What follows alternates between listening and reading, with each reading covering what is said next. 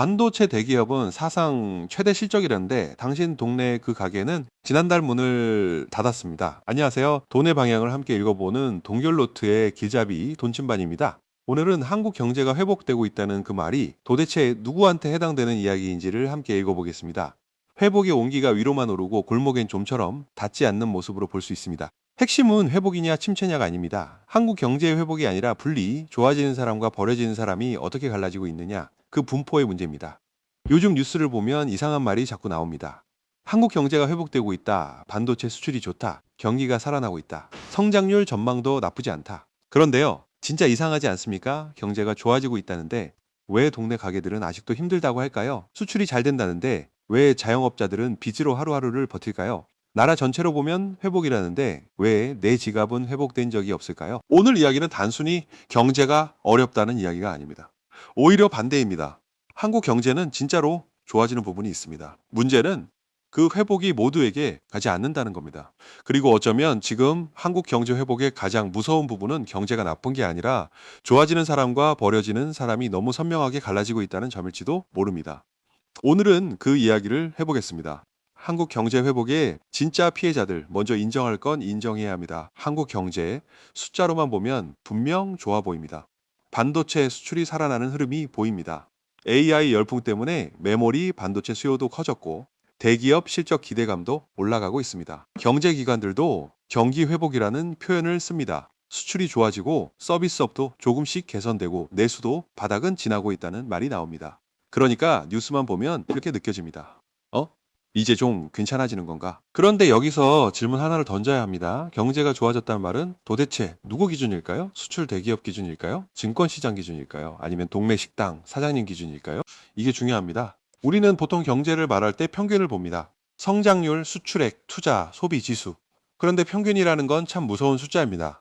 예를 들어 누군가 100만 원을 벌고 누군가 0원을 벌어도 평균은 50만 원입니다. 겉으로 보면 나쁘지 않아 보이죠. 하지만 영원을 본 사람에게 평균은 괜찮다고 말하면 그게 위로가 될까요? 지금 한국 경제가 딱 그런 모습일 수 있습니다. 지금 벌어지는 건 단순한 회복이 아닙니다. 저는 이걸 이렇게 보고 싶습니다. 한국 경제의 원리. 이걸 경제학에선 K자 회복이라고 부릅니다. 위로 뻗는 획과 아래로 꺾이는 획이 한 글자 안에 같이 있는 딱 지금 한국 경제의 모양입니다.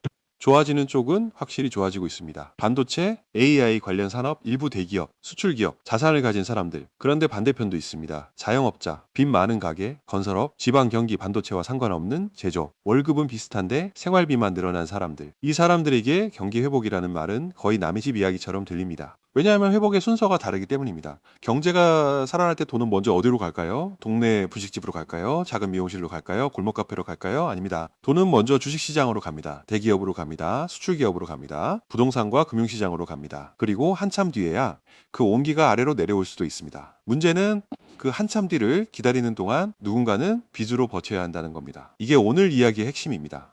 한국 경제는 회복 중일 수 있습니다. 그런데 누군가는 그 회복이 오기 전에 먼저 무너지고 있습니다. 첫 번째 피해자는 자영업자는 경제 뉴스를 보고 장사하지 않습니다. 손님 수로 장사합니다. 카드 매출로 장사합니다. 월세 내고, 인건비 내고, 전기요금 내고, 재료비 내고, 마지막에 남는 돈으로 버팁니다. 그런데 요즘 자영업자들이 가장 많이 하는 말이 뭔지 아십니까?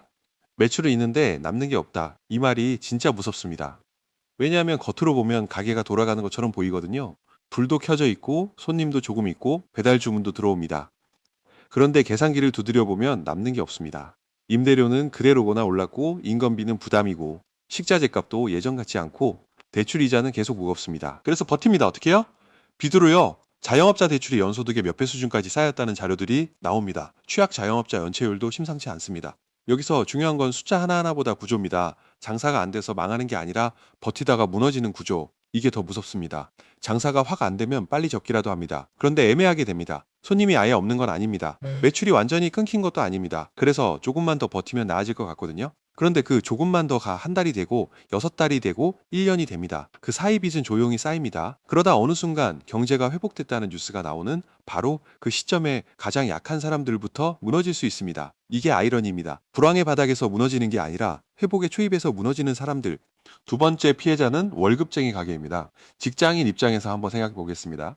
뉴스에서는 경제가 좋아지고 있다고 합니다. 기업 실적도 개선된다고 합니다. 수출도 좋다고 합니다. 그런데 내 월급 통장을 보면 별 감흥이 없습니다. 월급이 조금 올랐다고 해도 체감은 이상합니다. 왜냐하면 오르는 건 월급만이 아니거든요. 장바구니 물가, 외식비, 교통비, 보험료, 관리비, 대출이자, 아이 학원비, 부모님 병원비 하나하나는 별거 아닌 것처럼 보이는데 합치면 무섭습니다. 통계상 소득이 조금 늘었다고 해도 지출이 더 빨리 늘면 사람은 가난해집니다. 이게 사람들이 느끼는 체감입니다. 월급은 올랐다는데 왜 더 빠듯하지? 답은 간단합니다. 소득보다 생활비가 더 빨리 뛰면 회복은 체감되지 않습니다. 그리고 여기서 또 하나의 문제가 생깁니다. 사람들이 돈을 안 씁니다. 아니 못 씁니다. 그러면 자영업자라 힘들어지면 고용이 줄어듭니다. 고용이 불안해지면 가게는 더 지갑을 닫습니다. 이렇게 경제는 숫자로는 회복되는데 생활 현장에서는 서로가 서로의 회복을 막는 구조가 됩니다. 이게 무서운 겁니다. 반도체 수출이 좋아지는 것과 우리 동네 가게 매출이 좋아지는 건 완전히 다른 이야기일 수 있습니다. 여기서 한번 스스로한테 물어보셨으면 좋겠습니다. 당신은 웃는 쪽입니까? 우는 쪽입니까? 댓글로 알려주세요. 그런데 마지막 한 부류가 더 남아 있습니다. 세 번째 피해자는 반도체 밖에 있는 사람들입니다. 요즘 한국 경제를 말할 때 반도체를 빼고 말하기 어렵습니다. 그만큼 중요합니다. 그런데 문제는 반도체가 너무 중요해졌다는 겁니다. 반도체가 좋아지면 한국 경제 전체가 좋아 보입니다. 수출 숫자가 올라갑니다. 기업 실적 기대감이 생깁니다. 주가도 움직입니다. 그런데 여기서 착시가 생깁니다. 반도체가 좋아졌다고 한국 제조업 전체가 좋아진 건 아닙니다. 반도체와 관련 없는 제조업은 여전히 답답할 수 있습니다. 건설업은 여전히 막혀 있을 수 있습니다. 지방의 공장과 협력업체는 회복을 못 느낄 수 있습니다. 이걸 조금 세게 말하면 이렇습니다. 반도체가 한국 경제를 살리는 동시에 한국 경제의 아픈 곳을 가리고 있습니다. 마치 몸 한쪽은 건강검진 수치가 좋아졌는데 다른 한쪽은 계속 병이 깊어지는 것과 비슷합니다.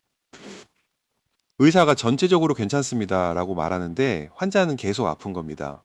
왜냐하면 아픈 부위가 따로 있으니까요. 지금 한국 경제도 그렇습니다. 반도체라는 강한 엔진이 있습니다. 그건 맞습니다. 하지만 모든 사람이 그 엔진 위에 올라타 있는 건 아닙니다. 누군가는 반도체 호황과 아무 상관없이 월세, 대출, 인건비, 매출 감소와 싸우고 있습니다. 쉽게 말해 본인이나 가족 중 누군가가 반도체와 상관없는 일을 하고 있다면 그 회복은 우리 집까지는 아직 안 온 이야기일 수 있습니다. 그래서 이런 질문이 필요합니다. 한국 경제가 회복되고 있는 걸까요? 아니면 반도체가 한국 경제의 평균을 끌어올리고 있는 걸까요? 이 질문 하나만으로도 우리가 보는 경제 뉴스의 의미가 완전히 달라집니다. 여기까지 정리하면 핵심은 이겁니다. 반도체와 대기업 자산을 가진 쪽은 회복을 먼저 누리고 자영업자와 월급쟁이, 반도체 박제조업과 건설, 지방은 그 회복을 한참 뒤에야 느끼거나 끝내 못 느낄 수도 있습니다. 결국 지금 벌어지는 건 한국 경제의 회복이 아니라 한국 경제의 분리로 볼 수 있습니다. 근데 진짜 무서운 건 지금부터입니다. 여기서 더 무서운 이야기를 해보겠습니다. 보통 사람들은 경기 침체가 위험하다고 생각합니다.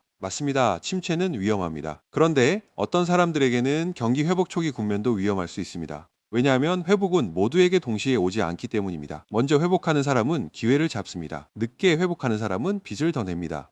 늦게 회복하는 사람은 빚을 더 냅니다. 금리가 아직 부담스럽고 소비가 완전히 살아나지 않았고 부동산과 건설 경기가 약하고 내수 자영업이 버티는 상황에서 대기업과 수출 중심으로만 회복이 오면 어떻게 될까요? 사회 전체의 온도차가 커집니다. 누군가는 투자 기회를 말합니다. 누군가는 폐업을 고민합니다. 누군가는 반도체 슈퍼사이클을 말합니다. 누군가는 이번 달 카드값을 걱정합니다. 누군가는 주가 상승을 봅니다. 누군가는 대출 만기 문자를 봅니다. 이게 같은 나라에서 동시에 벌어집니다. 그래서 저는 지금 한국 경제를 볼 때 회복이냐 침체냐보다 이 질문이 더 중요하다고 봅니다. 누구의 회복인가? 이 질문을 빼면 경제 뉴스는 반쪽짜리가 됩니다. 오늘의 결론입니다. 한국 경제가 좋아지고 있다는 말 완전히 틀린 말은 아닙니다.